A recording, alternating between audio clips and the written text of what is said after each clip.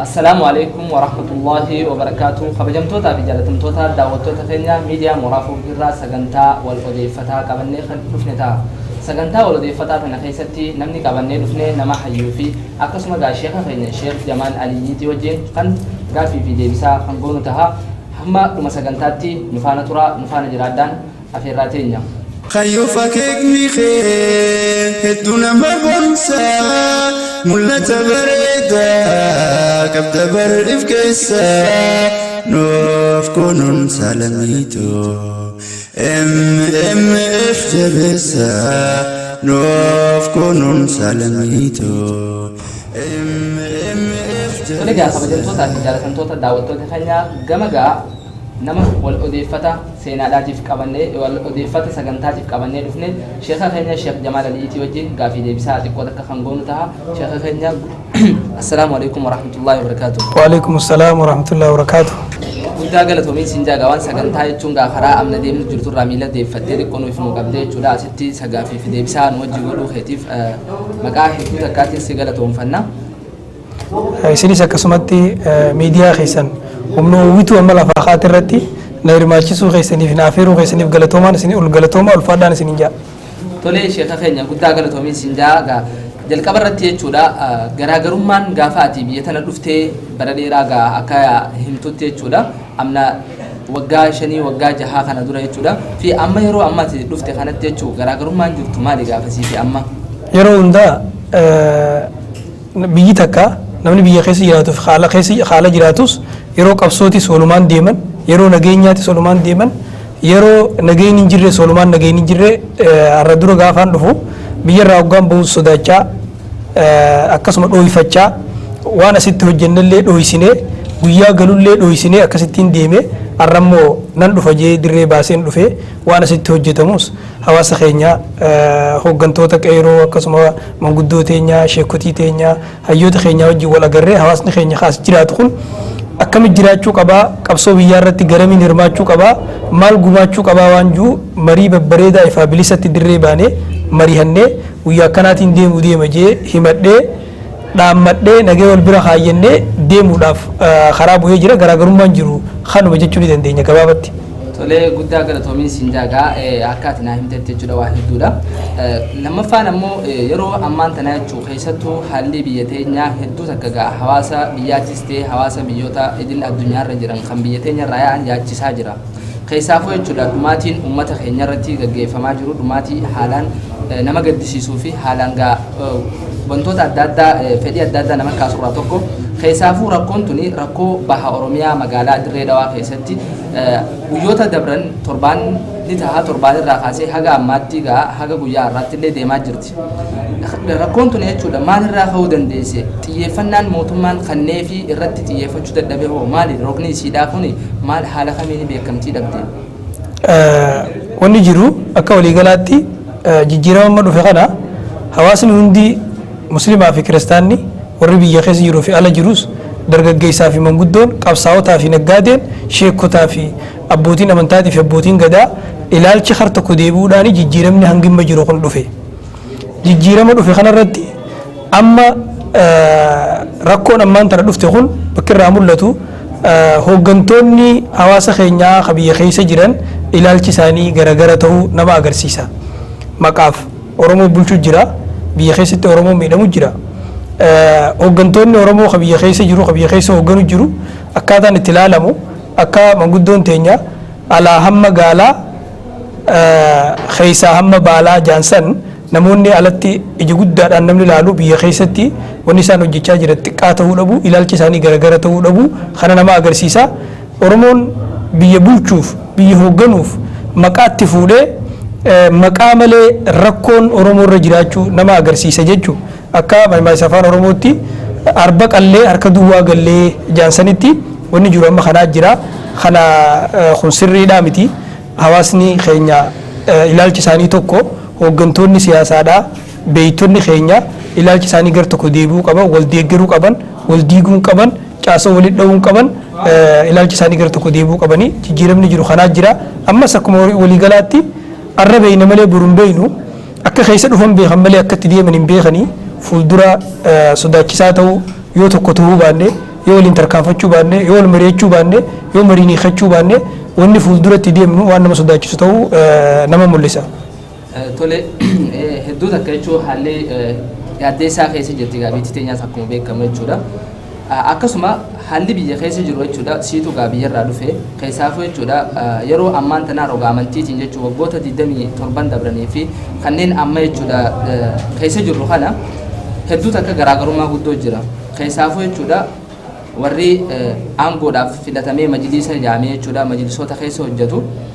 wanni isaan jechuudha achirratti gaggeessaa jiran keessattuu rakkooleen uummatarra gahaa jirtu rakkoolee hin beekamneen xaxamtee dhufaa jirtu jedha. Rakkoon tun hoo kan achii dabranii fi wanni amma bilisummaadhaaf jaamee gufuu tahaa jiru kun haala kamiin ilaaltaati hoo? Kuni kan dhimma waan amantaa ilaalchisu rakkina biyyaa keessaa rakkina waloo waliigalaa osoo hin ta'in rakkina damee takkaa ta'uunsaa osoo beekamu wanni yeroo majlisa dur mootummaa wajjin uummata gabroonfachaa ture sanitti yeroo qabsaawamu isaan san kuffisuu malee nama isaan bakka buusan bakka isaan irraa kufan kana nama bakka bu'utti yaadamnee ijaarmeen hin jiru ture warran wajjin hin qabsaawin warra qabsoo tana keessatti hin hirmaatin hamana galee taa'uutu jarri kun biddeena nama qubsu qibaabaa irratti ni beekan jaanii qabsoon isaaniitu majlisa kuffisuun ooltu nuti ijaaramuu qabnaa jee warra ijaarameetu hogguun itti majlisa lafa keenye harka nu dura laatee isaan qophaa'anii ijaaramanii waan jiraniif fudhate majlisni amma majlisa saba tokkoo majlisa ilaalcha tokko majlisa biyya guutuu osoo hin ta'in majlisa garee tokkooti akka mootummaatti gubbaarra fakkeessuun ni jira akka ulamaa'itti gubbaarra fakkeessuun ni jira akka hawaasaattis gubbaarra fakkeessuun ni jira rakkinni biyyaa guddaa waan jiruuf rakkina xiqqaa kana dubbannu jee namni akka afaan oromootti kijaan harreen daakuu baadhattuu fi harreen qoraan hin deemtu wal keessa hin deemtu akka jaanitti siyaasaa fi wanni amantii wal keessa deemuun taatu jaanii ijarraa libsachuu jira malee karaan itti majlisni deemu jiru karaa majlisa duraanii sanirra irra hamaati. Gaafa dura isaan ijaaraman jijjiirama irratti namoonni hedduun 186 ture nuti immoo jijjiiramni 120 malee 80 warruma duraanii saniitu uffata biraa uffatee deebi'ee jechaa turre ammallee interviin takka godhamaa jirtuu fi haasofni godhamaa jiruu fi adeemsi gaggeessaa hajjii dabree irratti wanni nama agarsiisu majlisni kun amma majlisa dabre sanirra irra wayyaa ta'uu dhabu fuuldura immoo irra hamaa ta'aa deemu san nama agarsiisa. Majlisa qaama dhiibbaa hawaasa irratti of wajjii walii galee qaama alaatii wajjii walii hidhatee islaama biyya keessaa irratti miidhaa fidu hawaasa irratti miidhaa fidu san ta'aa deemu jira. Kanaaf hawaasni layyootti dubbii tana laaluun qabu qabsoo isaanii bilaashin lafa balleessuun qabu wal dhagayee wal mari'atee garam deemna waliin jee rakkina kana osoo hiddan hidhanne hiikuu qaba. Afaan oromootti kijaan waleessuu harkuma fiitiin dhaabanii booda qottootti barbaadanii jaan namni irraan tana jiru kun gaafa hidda gati hidhate borus dalaga namaa baasa isa buqqisuun isa jijjiiruun rakkoo guddaa nama fida. Amma majlisni amma jiru kun majlisa yerooti ji'a jahaaf filamee ji'a jahan san dabarsee amma wanniinis kursiinis itti mi'aawaa jirtuuf kara gadhiisuu deemaa jiru kara filannoo deemaa jiru hawaasni waa cufaa ta siyaasaatis akkuma jirtutti majlisa kana ammumaan tana eega yeroo isaa fixe yeroon keessa dhumtee jee hawaasni ifiif nama isaanii ta'u nama baranoo khabarate dargaggeessa biyya bulchuu danda'u warra hawaasa hunda qixxee takka laalee waliin oofuu danda'u ija amantaatiin ija siyaasaa osoo hin ta'in ija amantaatiin warra biyya bulchuu danda'u warra hawaasaa fi mootummaa hedduu jiraachuu danda'u hawaasni laalee filachuu qaba. Kuni amma majlisni karaan inni deemaa jiru karaa siyaasaa biyya teenyaa osoo hin ta'in siyaasaa biyya teenyaa dura kuteeti hallayyaa deemu jira. خيوفا كيكني خير هدونا ما بنسى ملة بريدة كبد برد كيسا نوف كونون سالميتو ام افتبسا نوف كونون سالميتو yeroo ammaa keessatti jechuun karaalee garaagaraatiin hawaasa oromootis ta'ee akkasuma hawaasa islaamaa jechuun gara amantiitiin jechuudha amantiitiinis xiyyeeffatee bifa garaagaraatiin beekta adda qoqqoodaa jira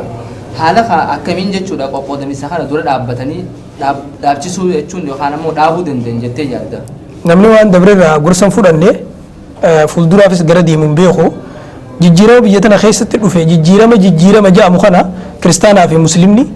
sabaa fi sablammiin hundi wajjin ta'anii jijjiiramni kun dhufe. Karra qabsaa'e abaluu osoo ta'ee jiru kaanis ilaalchaan wajji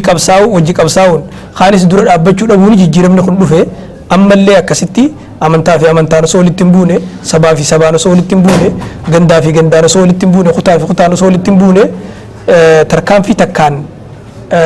ajjannoo takkaan ilkeen bakka takka jirtu waa ciniina jaanii wajjin tarkaanfatanii jijjiirama kana oowwa kanatti fiduu qaban maaliif yeroo hundaa'u hokkola oowwa gubanii jaan jijjiiramni kun karaarraa maquusaa amma gizee maqe kana oowwa kanatti yoo gubin booda kanummaan rakkoo fiduu isa ta'a jechuudha. Tole guddaa galatoomiin siinjaa hedduu takka itti aansuudhaan dhaamsiin si gaafachuu yookaan ammoo gaafiin akka dhaamsaa si gaafachuu fedhu keessaa takka ammoo dhiheenya kanatti jechuun baankii takka tan ajaa'ibaa maqaan isiilleen hawaasa musliimaa keessattuu akka daawwitiitti keessattiif daawwatu jettanii dhaabdan tan baankiin maqaan isii gaa baankii raammis jedhamtu gad dhaabdanii jirtanii. Tanaaf baankiin tun hoo haala kamiin ibsanaa kannita baankii tana akkamitti gad dhaabuu dandeessan? Baankiin jijjiirama biyya teenya keessatti jijjiiramaa jira jennee abdannu keessaa gama diinagdeetiin namni akka fedhetti ifaa bilisa ba'ee hojjechuu danda'u namni baankii dur baankii dhalaa qofaa jira amma baankii dhalarraa bilisaatis muummee ministeeraa kan biyya bulchuu jirus waan kana islaamaaf furmaanni kennamu qabaa jee yaada kana kennachuu isaatirra dhaabbatee baankiileen hedduun akka biyyaatti eegalamtee jirti san keessaa baankii raammis baankii jettu dhalarraa bilisaa baankii islaamaa hawaasni xiqqoo qabu waliin baasee xiqqoo sanii waan guddoo uumee waan guddoo saniin as jalatti dalaga dhabeeyyii isaa hedduuf dalagaa uumee nama maallaqa xiqqaa qabu kenni maallaqa isaa kanarraa bu'aa harkatu godhuu biyya teenya biyyaan baafa keessu biyya teenya keessatti waan guddoo waan mul'ata qabu hojjechuu waan hawaasa keenya waliin qabu jechuu fakkeenyaaf diinagdee waliin nama qaba siyaasaa waliin nama qabdi gama diinagdeetiinis hawaasa kana waliin qabnee akka inni bu'aa buufatee hawaasa isaatiifis bu'aa buusu godhuudha kana warra biyya keessaa osoo hin ta'in warri alaatilleen xiqqoo qabuun itti hirmaatee yaadaan deeggaree xiqqoo qabu keessa kaatee hojjechuu danda'a. Baankiin waan namni wajjin aksiyoona yookiin sharikaa namni dhaabu keessaa isii irra seera qabeessa isii irra mootummaa biratti eegamtu isii irra biyya keessatti bu'aa fiddu isii irra seera qabeessa taatee deemtu akka fakkeenyaa fudhanne baankiin addunyaa irratti waggaa 400 lakkaawwattee jirti. Guyyaarraa guyyaatti qaroominni si fuuldura deema waan if duuban deebine naggada siistamaan deemu kan namni qarshii takka keessatti kaayyate qarshiinsaa suduuda isaatiin bu'aa buusaa deemtu hin hatamne hin nyaadhamne hamtuu takka illee irraan sodaanne keessa kaayyattee if duubatti ol deebitee raftee isin sii deemuu dandeessu jechuudha. Kana warri diyaaspooraa warri biyya alaa jirulleen akka itti hirmaatu asumaan dhaamsa dhaamuun fedha. Tolee guddaa galatoomii dhumarratti yookaan ammoo itti aansuudhaan jechuudha yaadni gara goolabbiitticha garagalchee si gaafadhu keessaa jechuudha dhiheenya kanatti jechuu baatii dabre tana keessa gaa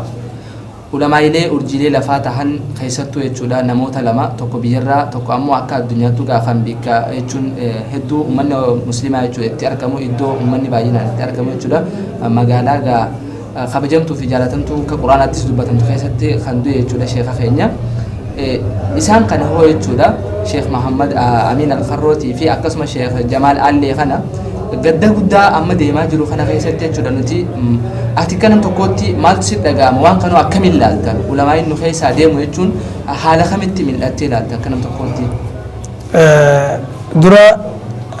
rabbiin ilmii namaa kanneen namarraa fudhatu ilmii namarraa fudhachuun isaa aalima san nama keessaa fudhachuuni.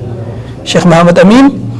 inni arra nama du'ee miti nama jiru kitaabban hedduu biyya arabaa tanatti kitaaba sharii quraanaa kan mujallada 30 sharii muslim kan mujallada 20 sharii ibn maajaa kitaabban xixiqqaa kan nama dhibu kana hunda hiika hedduu barreessee kaayee jira. Sheeyni akka guyyaa qiyaamaatti ni jira inni hin duune kitaabban isaa waan keessa jiraniin ani dura sheekha keenya rabbi rahmata haa godhuu fi hawaasa keenya kan muslimaallee imaana sabri rabbi haa kennuu fi bakka bu'aa akkasaa kana nama akkasaatti yeroo isaa bilaashitti hin gubne ummataaf waa hojjetee dhiisu akkasaa rabbi bakka nu haa buusuun jaa akkasuma Sheekh Jamaal Muhammad yookaan Sheekh Jamaal Alleetiis qabsaawaa nama yeroo hedduu hawaasa gabaree teenya barsiisaa darasaa barsiisaa ganda kanaa fi ganda sanitti deemee yeroo hedduu lafa'aa ture nama akkasaa kanan lafa'u rabbi bakka nu haa buusuun jaa duutii aalimaa yeroo hundaa'u du'a nam tokkooti miti akka nam tokkotti hin laalamtu miidhaa gama ilmiitiin nama dhufu nama bakka isaanii kana bu'u rabbiin bakka nu haa buusuun jaa isaan ammoo yeroo isaanii keessatti fayyadamanii hawaasa nama waa dabarsee deeme malee isaan nama bilaashitti duniyaa tanarraa deemee miti أنا الرأي قالي حواس مسلمة وندان إيمانا في صبر ربي سنها خنون جاء خنمان تمره شيكوتين تين يوري بلا أكا إساني خنت حواسا فوائيسو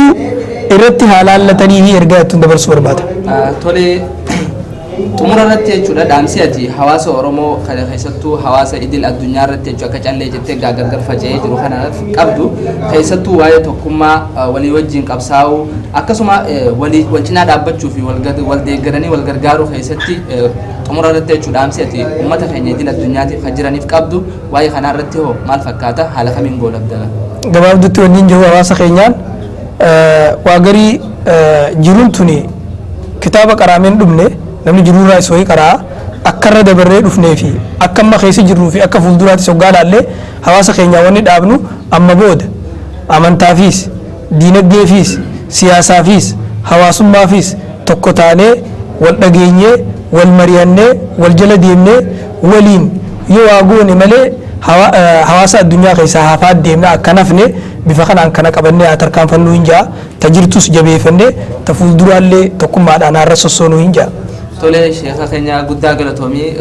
duuta ka gaalfaadhu sinjaaga amnateetillee amna nagaa ta khayrii ta milki rabbi siyaa godhu akka dhufte nagaa hanga akka nu deebitu abdiidhaan qaba ulfaadha isinis galatoomaan isinijaa miidiyaa kanarratti sagaleetii hawaasa biraan gahuu keessaniif galatoomaa ulfaadha rabbi isin wajji haa ta'u hawaasa nama hawaasa fuulduratti of rabbi isin haa godhuun isinijaa tole kabajamtootaa fi jaalatamtoota daawwattoota keenya mariingaa hanga ammaa sagantaa walodeeffataa irratti godhaa turre kana fakkaata hamma dhuman sagantaatti nu wajji turtanii nu faana turtanii nu wajji godhuu keessaniif guddaa galatoomaan isin jaa hamma sagantaa biraatti walitti deemnutti asumatti dhaabbanna ogeessa teeknishaanaa bayaan sheekh Abduu Jaliil wajjin akkasuma sagantaa kan isiniif dabarsaa tures an Kadir Mahammad Raabit wajjin godhuu keessaniif guddaa galatoomaa والسلام عليكم ورحمة الله وبركاته MF makan begasasa media mora fugu jechuhi kanisa mogas ni makasatu bersigam macisa mogas ni makasatu bersigam macisa MF dugaan hubarsisa odeeffannoo dhugaa dafeenuuf dabarsa karaa khayrii irrattis turree sirrii nu garsiisa karaa khayrii irrattis turree sirrii nu garsiisa. dhaamsi keenya guddaan nu isiniif qabnu MF naasi maleen qabu bira dhaabbanne haa kunuunfannu bishaan jalanne haa guddifannu bishaan jalanne haa kunuunfannu.